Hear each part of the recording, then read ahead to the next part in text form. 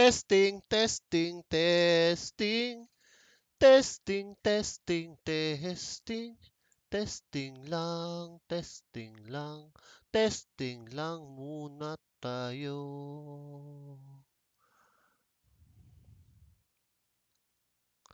And we are live. Live po tayo ngayon. Live tayo ngayon. Pag ito po ay naputol, pagpatawarin niyo na ako at bukas na po ulit natin susubukan kasi talagang hindi ko maintindihan, no. Dati na naman natin 'tong ginagawa, medyo natagalan.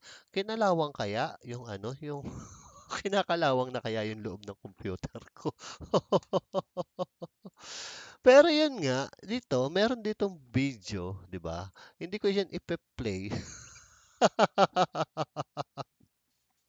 Yan yung video ni Kuya Red na ano, may mga ang daming nagre-request sa akin ito, nagba-viral na daw, 'di ba? Kung titingnan mo, 50,000 views, 'di ba? So, maraming nagsasabi ito ay fake, maraming nagsasabi ito ay multo.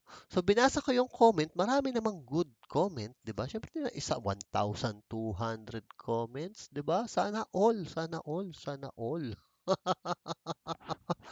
Pero 'di ba, pag-uusapan pa ba natin kung fake o hindi? Kasi obvious naman, obviously, yun naman talaga yung obviously marami talagang magsasabi na ito ay fake, 'di ba? Pero obviously, masasabi ko dito, maraming magsasabi na nag-enjoy sila, ba?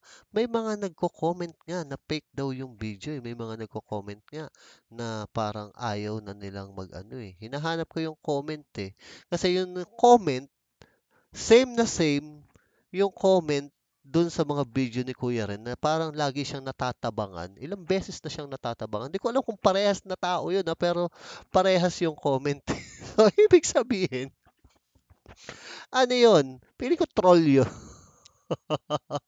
So, ito na nga pag-usapan natin, no? What if kung fake yung video ni Kuya Red?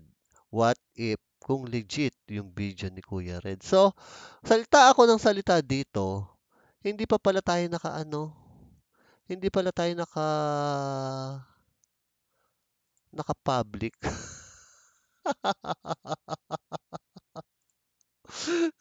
So, ayan na nga, medyo nahuli na kayo, sorry.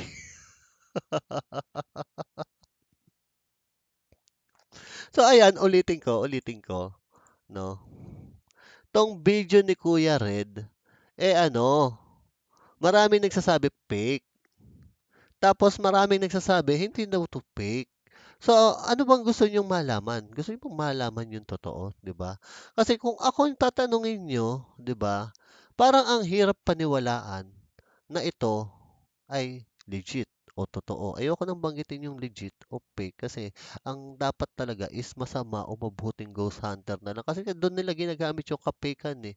Pero 'di ba, ang issue dito, ito yung video, nag-viral. Kamukha ni Joker na nakasombrero yung ano, yung multo. 'Di ba? Yun yung ano bang gusto niyong marinig? Ito ay fake o di ito ay fake kasi yun ang gusto niyong marinig. 'Di ba? Pero what if kung fake nga ito? What if kung totoo yung video? So kung fake, ibig sabihin ba nun nanloloko na ng viewers si Kuya Red o nagpapasaya siya ng mga tao? Ang hirap ang hirap sagutin, eh, 'di ba? Ang hirap o di totoo naman ako ang tingin ko ang hirap hindi ako ano, parang nahihirapan akong paniwalaan kasi solid na multo tapos parang nakamaskara lang talaga pero nakasombrero, 'di ba? Pero kung titingnan mo, 'di ba, yung istorya niya maganda. Maganda yung istorya, oo, kasi nakita mo naman, 'di ba? 50,000 views, 'di ba? Ang dami kasing ano, yung pinapaalam ako. Kasi, ang pino-point out ko dito, hindi na legit or fake. Ang pino-point out ko dito, paano pumalo ng 50,000 views yung video ni Kuya Rod. To which is para sa isang kagaya ko, malaki na ang 50,000 views, men. 'Di ba? Kasi ang daming ghost hunter, 'di ba? Real talk tayo na nampe-fake ng video pero hindi makakuha ng 50,000 views, 'di ba? Meron yung mga ghost hunter diyan, 'di ba? Yung tropa ginawang aswang, 'di ba? Yung kumpare, ginawang white lady, yung pare, ginawang black lady, 'di ba? Yun yung ano eh, yun yung tanong ko eh. So kung ito ay fake, ano ba mangyayari pag sinabihan ko tong fake? Bababa ba ang views ni Kuya Red? Hindi, ang dami nang nagsasabi, 'di ba? Ang dami nang nagsasabi na fake yung video ni Kuya Reds, pero hindi ko nakikitang bumababa. Siguro nung panahon na ano, hindi eh. Nung panahon na may mga aswang pa, parang hindi rin naman naapektuhan masyado. To which is, oo, ganun naman talaga ang video. May magba-viral, may maghihindi, 'di ba? Pero sa video niya, malaki, malaki, malaki to, 50,000K. 'Di ba? Yan yung tanong ko. Yun yung gusto kong i-point out o gusto kong ano ngayon, gusto kong topic ngayon. Kung ito ay fake, kagaya ng mga fake na iba, 'di ba? Bakit ito ay nagba-viral? Ibig sabihin, parang ang hirap naman kasing isipin na 50,000 yung naniniwala kay Kuya Red o 300,000 subscribers. 'Di ba? Yun yung question dito eh. Paano nangyari? Bakit yung iba nagpe-fake, ito ay hindi. Ito ay nagpe-fake, nagpe-fake, ilang views lang. Ito, malaki ang views kung sasabihin yung ito ay fake, 'di ba? Baka naman ito ay legit. Ginugulo ko lang ang utak niyo. So anyway, yun nga, feeling ko ito ay ano, pwede mo sabihin sa edit, pwede mo sabihin sa koneksyon ni Kuya Red kasi 300,000 subscriber na eh. Pwede mo sabihin ito ay sa istorya. 'Di ba yun yung mga gusto kong ewan ko, mas interesado ko kasi kung paano gumaganda ang video ngayon. Alam mo naman, 'di ba? Gusto kong gumawa ng isang magandang video, 'di ba? Para maging kangkong naman yung mga video ko. Ayoko nang maging pansit canton. So, enough na. Huling banggit ko na yun, promise. Sabihan niyo ako sabihan niyo ako kapag nagsalita pa ako ng pansit canton at cake kasi pinagbabawalan na nila ako. So yun nga, hello po, wala boss fake. Yun nga, 'di ba? Kung fake, edi fake. Ang tanong ko lang, ang nangyayari? Parang maraming galit sa fake. Pero, 'di ba, nagba-viral yung video kung sasabihin yung fake. Hindi kaya yung ang dahilan nito, yung pag sinabi yung fake ang video, hindi kaya yung dahilan kung bakit pinag-uusapan ang video. So naka-public pa ba ako? Ano pa ba ako? Hindi ko alam. So nakalimutan kong mag-share, nahuli na nga ako, 'di ba? So saglit lang ako magla-live ngayon kasi nag-record ako, mag-e-edit pa tayo maya-maya, 'di ba? 'Di ba? 'Di ba? 'Di ba? So, kung may papanoorin tayo, tayo ay manood ng sino bang magandang panoorin? Si sino 'yon? Si Darkest Secret o si 'di ba? Kasi napapansin ko maraming may gusto sa inyo manood ng mga Darkest Secret, parang mas gusto niyo pang panoorin yung ganito. Ito kasi na-react na ni Kuya Boss Rino, 'yan, 6 na paranormal. May sinend si eto, pwede naman, 'di ba? Diyan tayo, habang tayo ay nagse-share, 'yan. Magse-share ako, pa-share muna ako habang nag-aantay. Lineage to Essence. Hoy!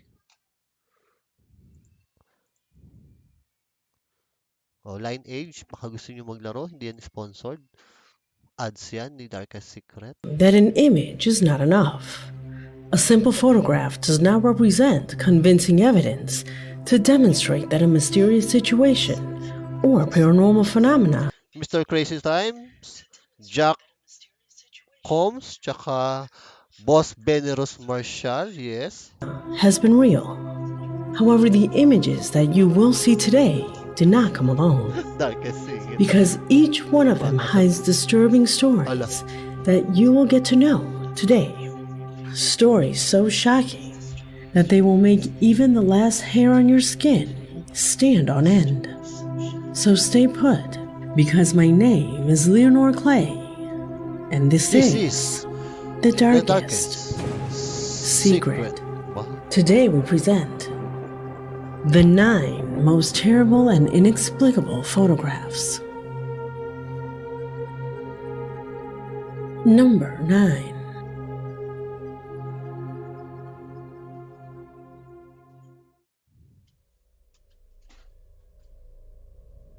We begin this video with a disturbing photograph that Paola Guerrero, a faithful subscriber, was in charge of sending me to my email. Ayan na. Attached to the email was a message indicating that this image corresponds to that of one of her aunts who, along with her son, had attended the wake of a teacher who had died after a long illness. A photograph that was taken just before leaving, so they didn't get to see it until days later. The young man received the image on his WhatsApp, leaving him completely frozen by what could be seen in it.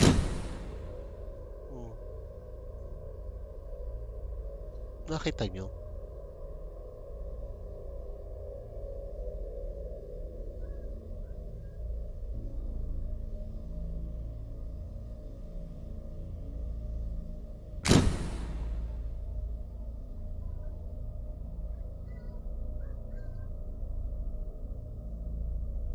Alam nyo, kulang ako ng mga ganyang effect. Gusto ko ng ganyang effect. Paano ba magkaroon ng ganyang effect?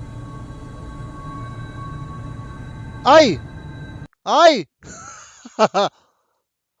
May nakaakbay sa taas, may nakabakbay sa baba. What happened? There's ginugulo ko ng bata. May bata dito. Ayan oh, may nakaakbay. 'Di ba? Oo. Kaya nakalive ako. Oo, yes, oo.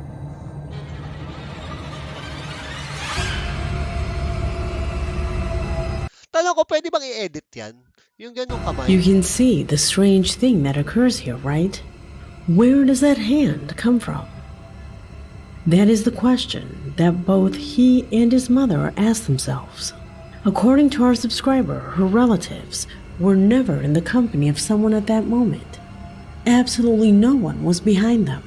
So what you see on the screen. Ano kaya yan? Kinukuha yung bag? Baka may snatcher lang yan. Magaling lang talaga. 'Di ba? Pero kung multo yan, nakakatakot yan. Pero snatcher? May isa pa akong naiisip eh, third party. Pero ayokong isipin kasi baka kabastusan na, 'di ba? 'Di ba? Parang gustong kunin yung bag. Was quite disturbing. Whose hand could it be? Will it correspond to the spirit of that teacher? Tell me what you think. Number 8. 8. Takot.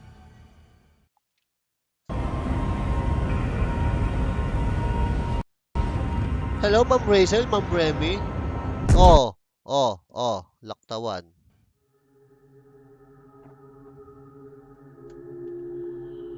The following is a strange image taken some years ago by Jean Gayahin Paul's natin si brother. Boss Reno. One of our subscribers from Chile says that his brother occasionally walks through one of the oldest churches in the country. He did not want to miss the opportunity to take several photographs to keep as a souvenir. It was in one of them where the camera of his cell phone captures what at first sight is simply impossible. Alin na imposible? Observe.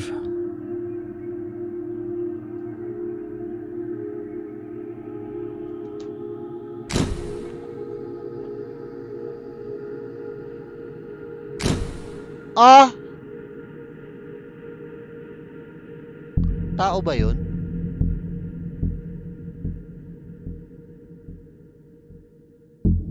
Galing talaga sa darkest It secret looks eh. like a humanoid figure that appears with open arms, as if they were wings. At one point, I thought that perhaps Parang nakahigang ganun eh, no? Piling nyo nakadapa o nakahiga? Piling ko nakahiga eh. Kasi parang nakita ko, parang tao eh. Oh, parang, ito yung puwet. it could have been some sort of kite in the form of a person. But the boy replied, saying that his brother did not remember seeing anything in the sky. He also sent me the details of the Alam nyo, piling ko kung ano yan? Ano yun eh, commercial ng Sprite. Di ba yung pag-commercial ng Sprite, humihiga silang ganun pag corny ko. photograph where you can see the time that both photos were taken. Both were taken at the same time. How can something disappear from the sky so fast? According to Jean Paul, his brother confessed to him that this series of images were taken in a lapse of less than 5 seconds. And out of all of them, only in one this being appears, which would indicate that it crossed the sky extremely fast. So much so that nobody noticed its presence until they saw these images. Grabe. Pero pwedeng dumi lang yan na ginanon eh. Diba? Pero mukhang tao eh. What do you think that is? Ang linaw ng picture eh. Leave it in the comments. Kayo, ano sa tingin niyo yan? Tao? Bagay? Hayop? Number 7. Ninja ni 88. Baka nga. Naalala ko na naman si 88. Shout out po kay 88.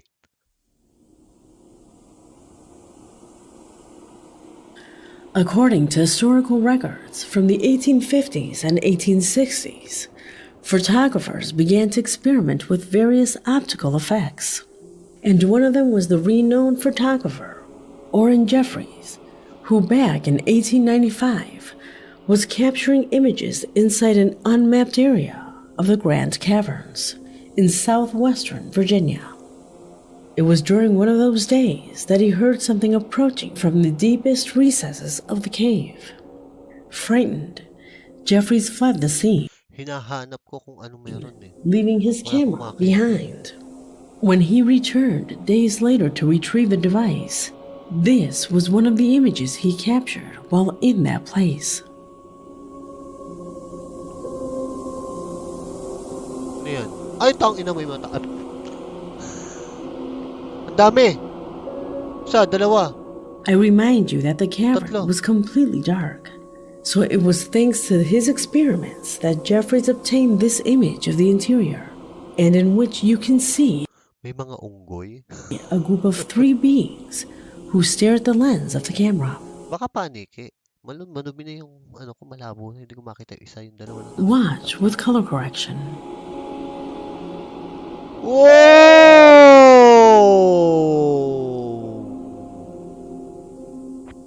Anong gagawin mo pag may nakatingin sa'yo yung ganyan? Tatlo na hindi mo maintindihan bagay? A historical recording that for many marked the beginning of what the photographs were, whose images have no explanation. Parang ang laki Could it na be creatures that inhabited these caves? Could they continue to inhabit them today? Tell me, what do you think? Diba may pelikulang Avengers yun, yung kay Morbius? Baka yan yun. Number 6.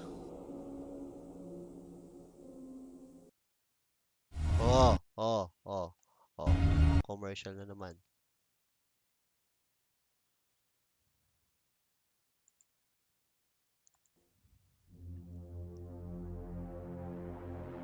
Yan na ulit eh. Strange and even terrifying photos like the ones you just saw in the previous post are one thing. A fear that comes from the inexplicable. But a terrifying photo is quite another because of the context in which it was taken. Terrifying photo. Humanda kayo. There are many who think that what is terrifying does not lie in the paranormal and inexplicable, but on the contrary, what is truly terrifying and creepy lives with us daily, sheltering in what we are, our human nature. And proof of this lies in the following image, whose story is extremely heartbreaking. Ma'am Isabel? Ma'am Naki? Do you recognize this Tagline? photo? Hindi. Here, you can even use the meme of Mr. Incredible to represent those who do not know this story, and those who do. You see, the young woman on the screen is Regina K. Walters, an American student who Sikat na artista yata yun, hindi nyo kilala. Estudyante yan, hindi ko kilala. in February 1990 disappeared with her boyfriend. For a time, she was intensely searched for, without finding traces of her, until after some time, And after an exhaustive investigation, the agents captured Robert Ben Rhodes, a truck driver who took both Regina and her boyfriend as passengers who were heading to Mexico. Di ba The artista young yan? people never imagined that this good man would be a true psychopath. Rhodes Ako, comment nyo ngayon sa baba, mukha ba akong psychopath? used to travel around the country O mukha akong katiwa-tiwala? as a driver of an 18-wheeler, which was equipped with a torture chamber in the back. First, he killed the young man and took Regina to a farm where he cut her hair, and then took that picture of her. Ah, This nakakatakot yung istorya dun sa picture, 'di ba? Yung picture pa lang, na-feel ko na yung nalaman ko yung itsura ng istorya na ano na ako nakaramdam na ako ng ano ha? this would be the last recording of her Nakaramdam na akong takot before Rhodes murdered her in the most horrifying and twisted way that a human being could have in his mind. Grabe. A face full of terror that at that moment, and according to what the subject declared when he was captured, Ganda pa ni he already knew what his terrible way of dying was going to be. Robert Ben Rhodes is currently serving a double life sentence in a Texas jail, not only for the crime of Regina and her boyfriend, but for multiple murders he committed in this truck Dami pa. for more than a decade without anyone knowing anything until this young woman's crime occurred. Grabe A na crime picture. that was immortalized in this shocking photograph that to this day continues to sting. Oh, grabe. Number 5.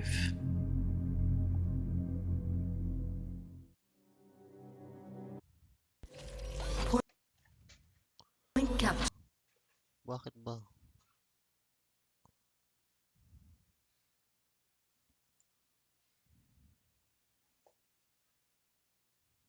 Image has plenty of reasons to celebrate. It was the end of the academic year at their university, and they had all successfully passed their final exams. More than enough reason to take a well-deserved break in a nearby bar. Yan, They shoutout spent po a kay pleasant Bibbs. moment together within dances, lights, and of course, plenty of alcohol. A moment they wanted to immortalize in the image you are seeing. They seemed to be happy, without imagining that the creepiest thing would appear right next to them and would not be noticed until several days later. Several days. Video pa. Yun. Yun. Kita nyo? After reviewing the images, they realized Oh! that especially in this one, there was a strange hand that clearly does not belong to any of them. It Ang gaganda nyo. Ang ano pa? Mahaba pa ang kuko. seems to be the hand of a man, a bruised hand.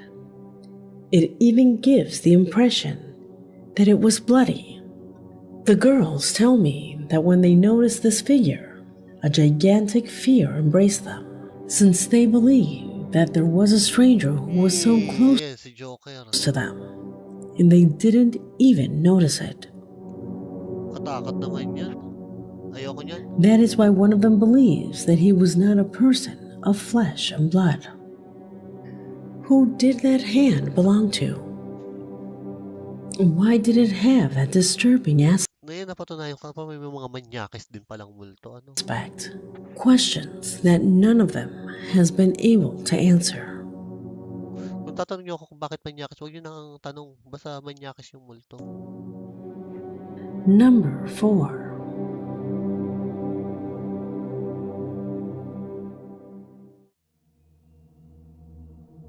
The saying is well known.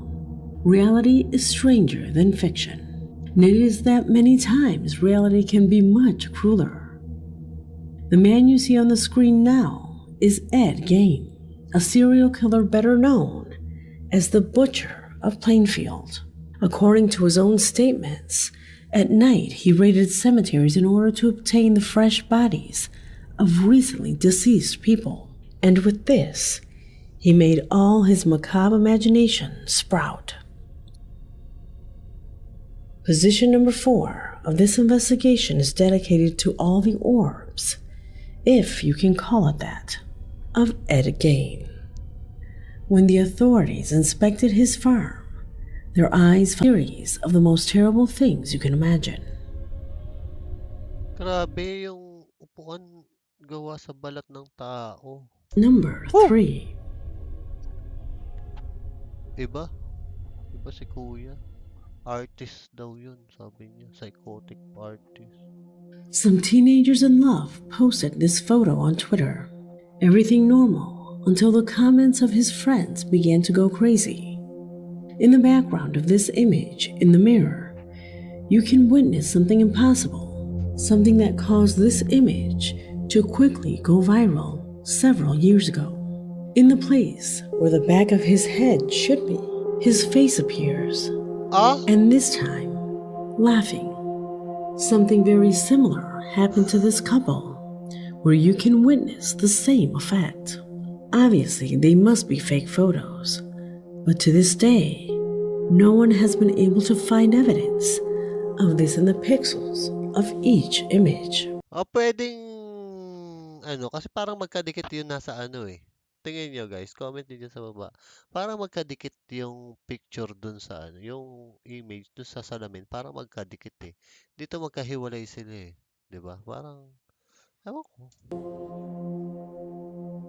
Number 2. 5 piso gagawin ko yan. The following corresponds to a disturbing photo made by a security camera installed outside of a zoo. It was early in the morning, so there was almost no staff in the area. For the same reason, that highlights how odd something was captured in here. Observe. Zani Padilla, shout out po.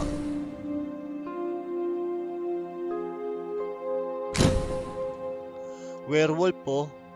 What could that be? His snout, fur, and ears indicate that we are clearly in the presence of an animal, but the shape of his body is quite strange. It does not seem to be a dog or a wolf standing on its hind legs, but the sensation is that it is walking upright through that area. In addition, this image was taken inside a zoo at times when it should be completely closed. The most disturbing thing is that it was found prowling around the herbivores area. But the most surprising of all is that according to workers, they have found animals extremely stressed for no reason. Ano yan? Alam mo yun? Yung sino yun? Yung master ni Master nila Ninja Turtle? Yung daga? Si Master Buten ba yun? Master Buten, parang mali yata ako. Basta yun. As if they had faced a predator. So there are a few who indicate that this creature could be the mythical being known as the Chupacabra, Ano yun? in search of prey to feed on. Do you think this is the creature that was captured by the camera lens? Could there be any other explanation? Comment below. Alam mo, pag picture talagang mapapaisip ka eh. Kasi picture eh. Di ba? Number 1. Naman eh.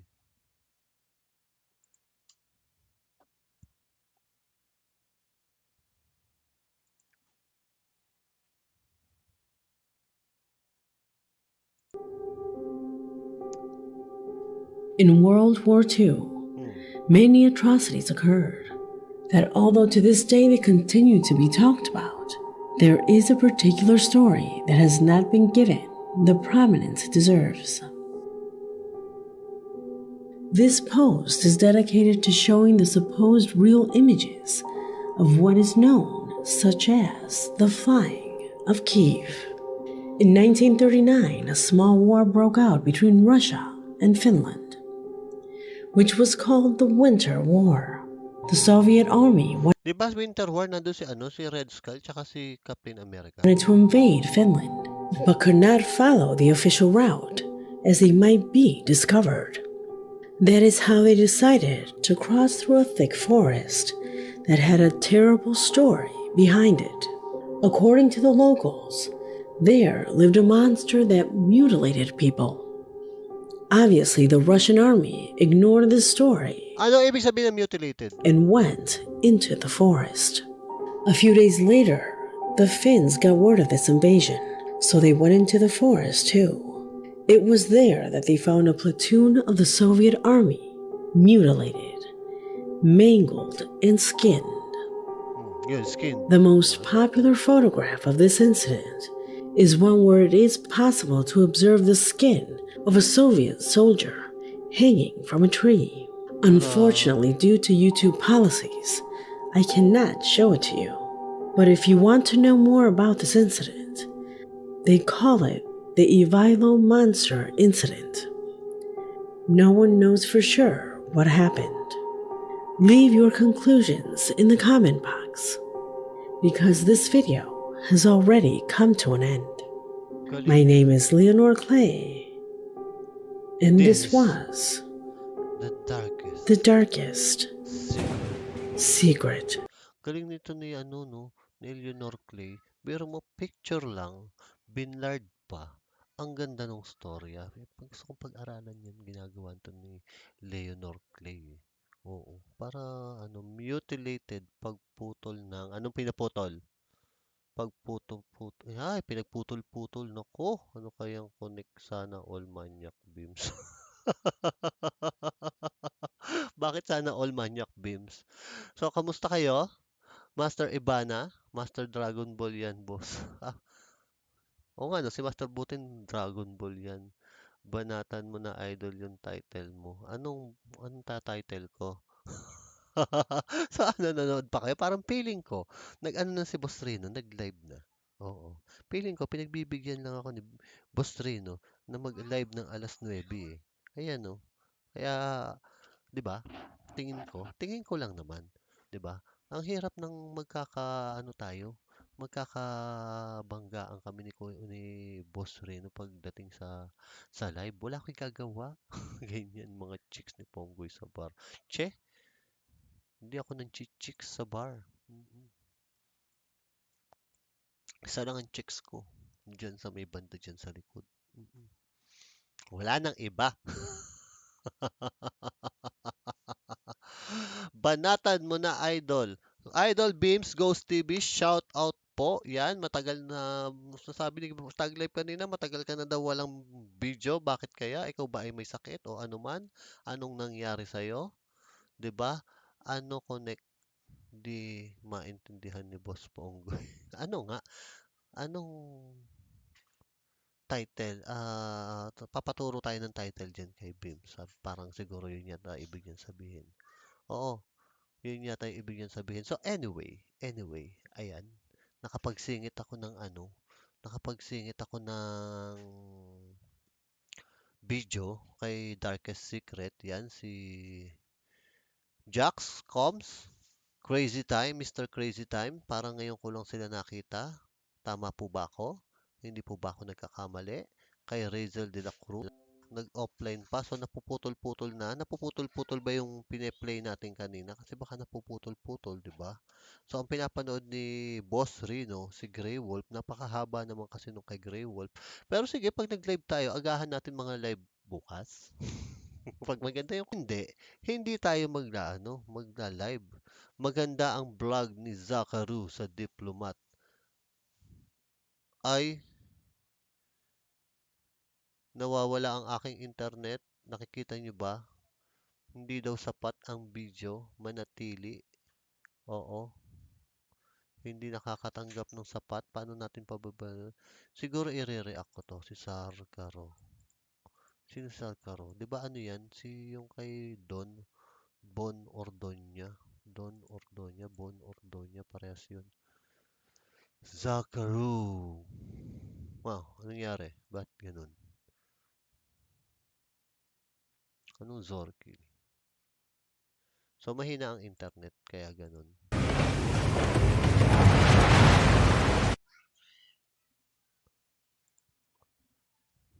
Si Zarkaru, ito,